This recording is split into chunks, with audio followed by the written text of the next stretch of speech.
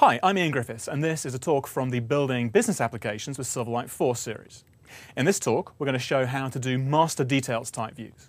So in previous talks, we created a user interface for showing events that a user might want to attend, and also we created a page for editing the details of a particular event. But so far, all we're doing is simple editing of fields, showing things like the title and the description and the venue for a particular event. We also are going to need to show and be able to edit the set of tracks that the talk are broken down into, and also the talks themselves, so that administrators can configure the available content for a particular event. And for this, we're going to use a master details style of view. Hierarchical data is involved here. Each event has several tracks, each track has several talks, and so the edit event page we created earlier is going to grow a couple of grids. One grid to list all the tracks, and then one grid to list the talks for the selected track. Now we need to do a couple of things to make this work. At the moment, our page is fetching a single entity, one event at a time, so it can show the details for that. And when you do this with RIA services, all you get back by default is that single entity. And you'd be in a similar situation if you weren't using RIA services. If you just had a web service that returns a single object and you want to get hold of related objects, you've got extra work to do. You're going to have to somehow arrange for the server to provide all the related information as well. Now, if you're running a WCF service, well, you just write the code to do that yourself. With RIA services, we have a couple of tasks to do to make that happen. We're using the entity framework under the covers here, so the first thing we've got to do is to make sure the entity framework queries the database in the right way to get the information we need out of the database in the first place. If we're not getting out of the database, there's no way we're going to get it onto the client side. So we're going to have to tell the entity framework which entities we're interested in.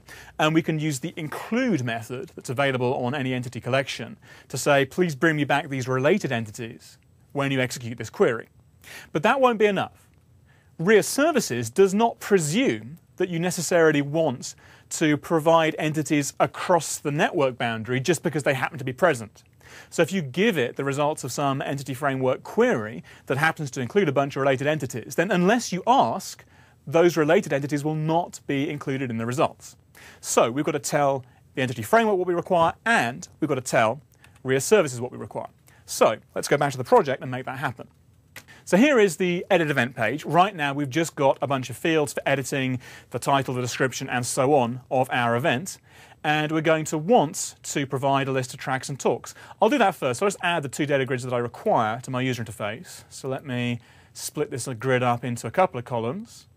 I'm going to go to the data sources window, and I'm going to drag on grids for the tracks and the talks. Now I'm not going to just drag stuff from the event track directly, because I want the tracks that are related to the selected event. And I do this by going to the event entity, expanding that, and then finding the relevant item underneath that.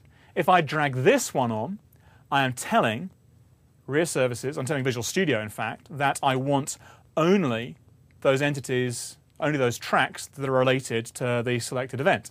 And if I drill into this and pull the talks out from under there, I get a similar thing going on. I'm only going to get, if I actually manage to drag that on, there we are. This says I only want the talks that are related to the selected track because of how I did this. If we take a quick peek in the XAML to see how that worked, let me just close that to get a bit more space.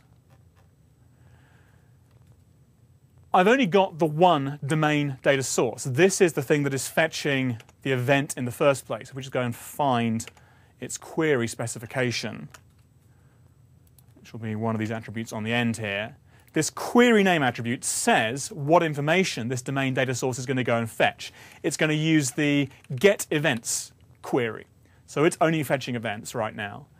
And then there are no other domain data sources in this window. When I dragged those other two grids on, I did not get extra domain sources. Instead, what I got were a couple of collection view sources, both of which are actually hooked up to the original source.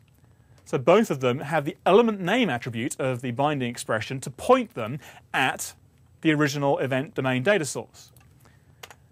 Actually, the second one, it points itself at the first one. So this, the list of tracks, basically digs out the tracks out of the original event domain data source. Then this one, the talk, says please get me the talks from the current track.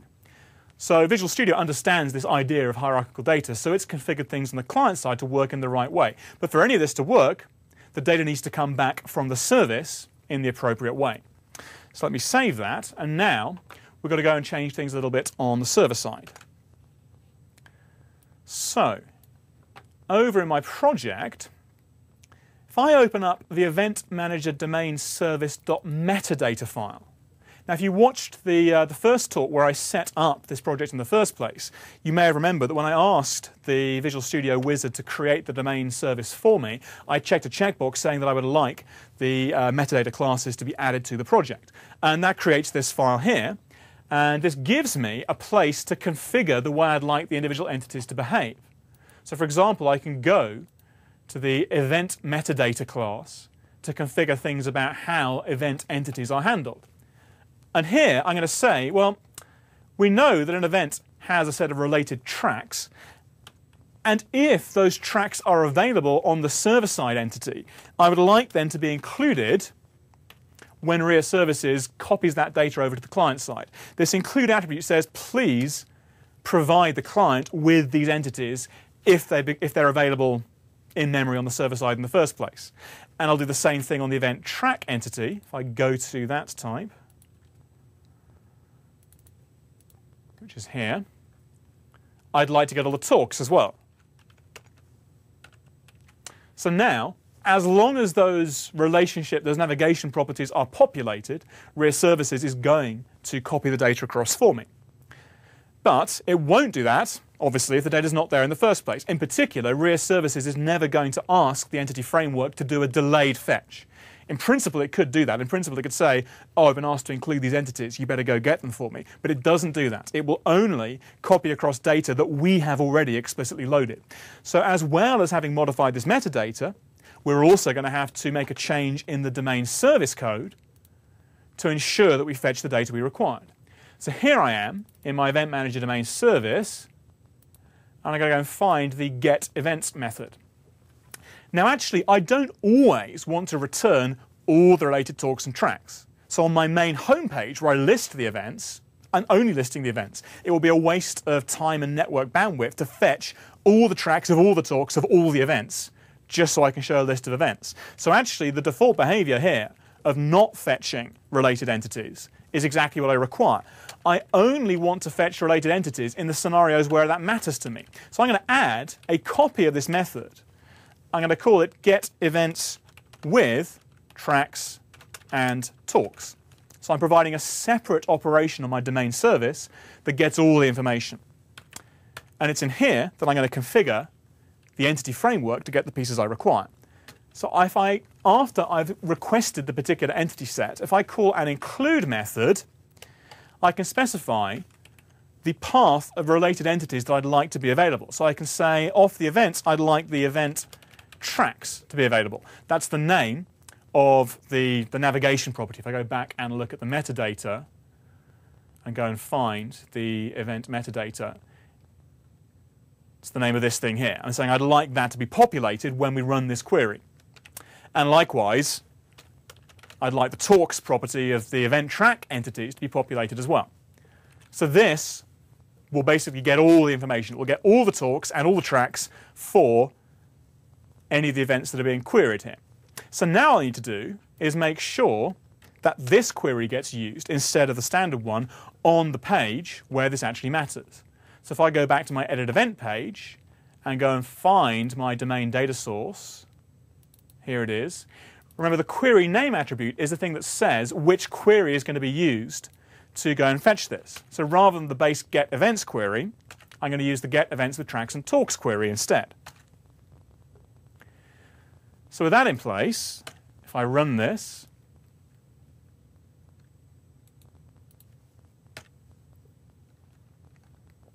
go to my home page and select one of the events. I'll choose the first one because I happen to know that's already populated with a bunch of talks, and click Edit Events.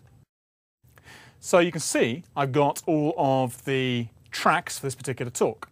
So So I've got a usability track, I've got a developer designer track, a search engine optimization track, and as I select these items, you can see it showing me the related talks over here. Now again, I should probably remove some of the columns here. There's no real need for the end user to see these ID columns, but the basic principle is in place here. So what I had to do was I had to configure the client side, which I did through the data sources window by simply dragging the entities out of the appropriate place in the hierarchy of the data sources window. That configured my collection view sources to get the right master details behavior on the client side. And that, by the way, would work whether I'm using WCF RIA services or anything else that provides data in a hierarchical fashion. And then on the server side, I had to make sure that I provided an operation that was going to provide all of the related data by a combination of configuring the entity framework to return the entities I require and configuring RIA services to include those entities when it passes them back across the wire. I was able to provide a single query that got all the data required by this page in one round trip.